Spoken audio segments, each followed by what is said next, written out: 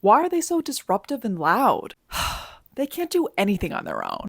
Ew. They're so unsanitary and gross. They're just so stupid and immature. They just aren't capable of making decisions for themselves. Who comes first to mind when you hear these things? And if you can't decide, that's actually the point. Any of these phrases can be used against both children and disabled people, and they frequently are. And that's because childism, or discrimination against children, and ableism, or discrimination against disabled people, are deeply connected. The reality is, most people who openly critique children use a lot of ableist talking points. People claim to hate children because they're disruptive, not intelligent enough, and above all, need assistance with daily tasks. And the same goes for disabled people. But kids are always so dirty and don't wash their hands. So do you think that disabled people who rely on others for sanitation that don't meet your expectations is a moral failing, or just an indication of needing more support? Spoiler, it's that last part. And I think it's really important to reframe this because children are just tiny humans who need more support. And for both children and disabled people, this isn't a moral failing, but society treats us as such and uses it to deny respect, rights, and autonomy to disabled people and children under the guise of doing what's best for them.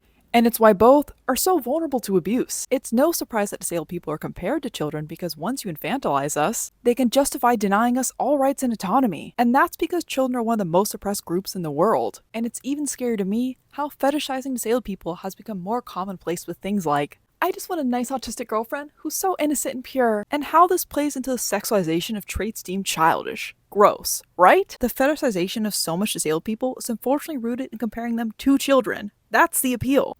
And that's no coincidence when we're seeing pedophiles being exposed in literally every part of society right now. And when we add more layers of intersectionality into this, like race, class, gender, disability, sexuality, the risk for violence only increases. And that's because every system of oppression has always been connected. So before you complain about kids being annoying or gross next time, I want to ask you first, whose expense does that really come at?